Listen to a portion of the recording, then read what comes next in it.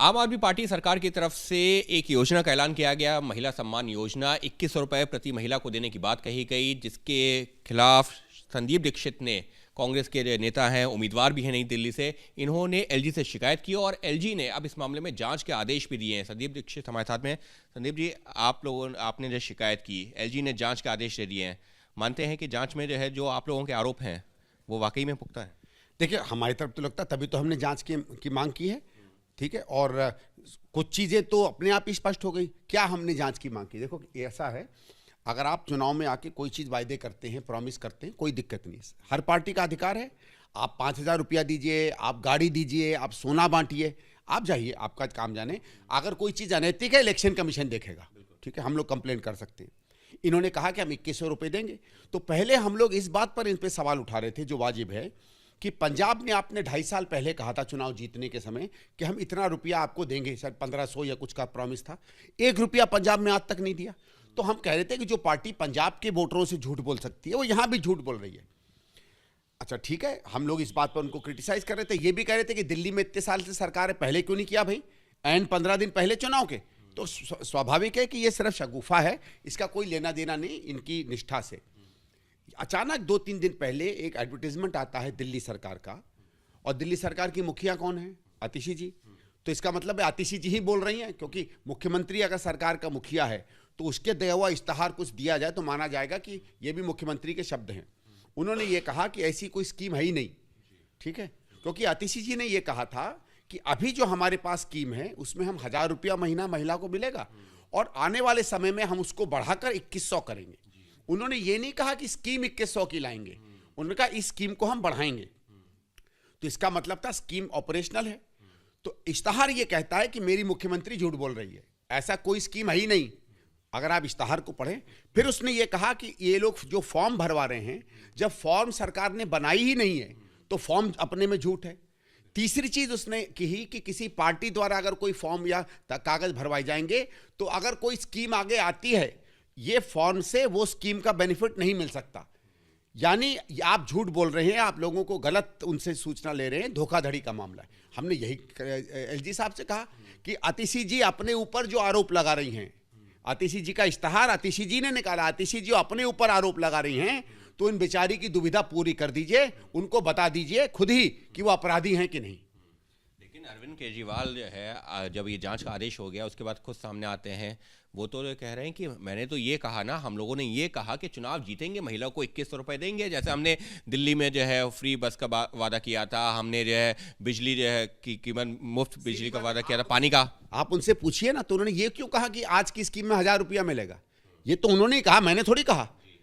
देखो, केजरीवाल जी में बात ये है कि वो, जैसे हमने कई बार कहा, कि वो सफेद झूठ बोल जाते हैं, ठीक है। खुद उनकी मुख्यमंत्री और वो मंच से कहते हैं 1,000 रुपए की स्कीम थी, पूछिए ना उनसे, तो 1,000 रुपए की स्कीम कौन सी थी? मैंने तो नहीं कहा 1,000 रुपए की स्कीम, ना मैंने ये सवाल किया इश्तहार के पहले। आपने ही कहा कि 1,000 रुपए की स्कीम है, आपने ही कहा कि 1,000 रुपए की स्कीम 2100 की हो जाएगी। जैसे आपको याद होगा, पहले इन्होंने 50% सब्सिडी दी थी, फिर उन्होंने कहा हम 50 का 100 करेंगे। हमने कहा ठीक है, 50 की थी, लेकिन इस समय तो कोई स्कीम है ही नहीं ना। अरविंद केजरीवाल जी से कहो यार, जिंदगी में कभी तो सच बोल दिया करो यार, इतना भी मतलब झूठ नहीं। आपको चुनाव जीतना है तो कुछ हदें होती हैं, हदों में रहा करो। लेकिन जो एलजी ने जांच का आदेश दिया है, तो अरविंद केजरीवाल तो और ज़्यादा जो है गुस्से में भी नजर आ रहे हैं। वो तो ये कह रहे हैं कि बीजेपी अपने आप जो शिकायत नहीं कर पा रही है तो संदीप दीक्षित को सामने ला रही है, संदीप दीक्षित के माध्यम से शिकायत करवा रही है। तो मतलब आप बीजेपी के इशारे पर। अब मैं इतना बड़ा नेता हो गया कि भारतीय जनता पार्टी मेरा इस्तेमाल करे, इतनी बड़ी पार्टी, बड़ी अच्छी बात है साहब। भारतीय जनता पार्टी का शायद जितना ध्रुव विरोधी मैं रहा हूं, कोई नहीं होगा जितना मैंने उनके खिलाफ, उनकी नीतियों के खिलाफ, संघ के खिलाफ बोला है। अरे संघ के, उनकी संस्थाओं के खिलाफ तो इनके मुंह से चूं भी नहीं निकलती है केजरीवाल साहब के। और ये केजरीवाल साहब ही थे जो एक समय कहा करते थे कि ऊपर मोदी नीचे केजरीवाल। और अगर पीछे से मदद की बात है तो इनकी तो पुरानी आदत है, पूरा इंडिया अगेंस्ट करप्शन में खाना आरएसएस बांटती थी, आरएसएस में पैसा बांटती थी। होता क्या है कि इनको आदत है हर किसी से मदद लेने की और फिर हर किसी को धोखा देने की। तो इनको लगता है कि बिना किसी और के मदद के कोई आदमी अपनी काम कर ही नहीं सकता है। प्रॉब्लम क्या आ रही है कि जिस आदमी ने पूरी जिंदगी सब पर अनर्गल बयान लगाए, याद है शीला जी पे जो क्या इन्होंने बयान लगाए थे, मुझ पर किस किस तरह के इल्ज़ाम किए थे। 11 साल में प्रूव हो गया कि एक भी इल्ज़ाम इनका इंक्वायरी लायक भी नहीं है। वो अब खुद इंक्वायरियों में फंस रहा है। हमारे ही कांग्रेस के उठाए हुए मुद्दे पे आज इनके ऊपर लिकर का केस चल रहा है। मैंने 4 या 5 और इंक्वायरी भेज रखी हैं, सबके सब एलजी साहब ने तहकीकात के लिए भेज दी हैं। और इसमें इसलिए डर गए हैं क्योंकि खुद आतिशी जी कह रही हैं कि आतिशी और अरविंद केजरीवाल जी ने जो कहा है वो झूठ कहा है।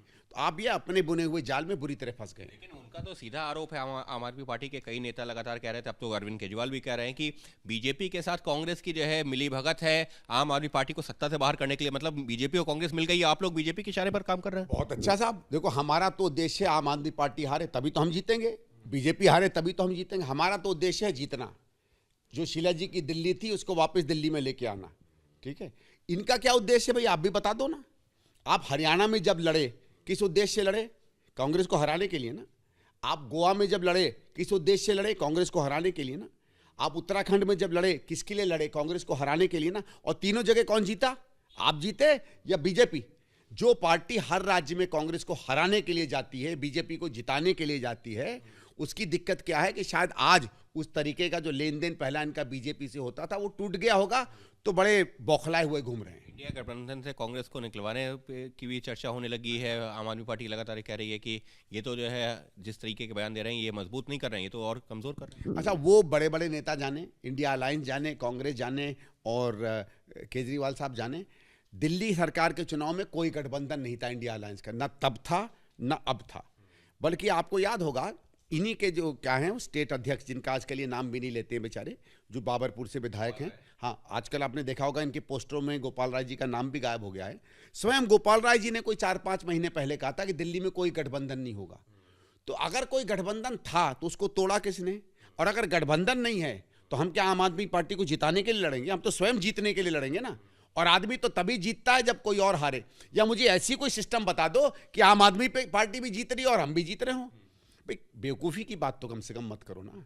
बस एक चलते एक सवाल और, प्रवेश वर्मा को लेकर भी काफ़ी आक्रामक नजर आ रहे हैं। वो कह रहे हैं कि हम तो जो है चुनाव जीतने के बाद पैसे बांटने की बात कर रहे हैं, प्रवेश वर्मा तो अभी से पैसे बांट रहे हैं, उस पर जो है क्यों नहीं आप लोग ज़्यादा आक्रामक? नहीं, हम लोग तो हैं। मैंने तो अपने उसमें लिखा है भाई पैराग्राफ में कि और जो पार्टियां कर रही हैं उनको भी फौरन रोका जाए। हमने ये थोड़ी कहा कि उनको मत रोका जाए। और आप भी तो इलेक्शन कमीशन जाइए। लेकिन इनका ये जो पैसे बांटने की स्थिति है, ये दोनों की प्रवृत्ति है। मैं इतना आपको बिल्कुल करेक्ट कर देता हूं कि अगर केजरीवाल साहब कह दें कि ये जो हम बार बार फ्री बांटते हैं ये हम नहीं देंगे, तो इनकी 70 में से हो सकता है 1 सीट भी ना आए।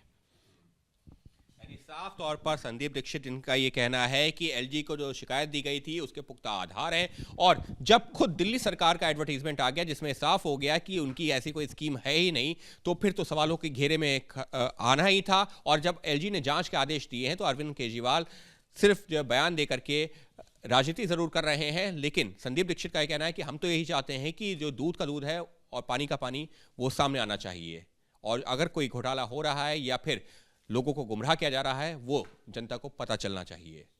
सहयोगी कैमरा पर्सन जितेंद्र सिंह के साथ Ankit Gupta, ABP news, Delhi. For exclusive and insightful videos, subscribe to our new channel ABP Live Premium.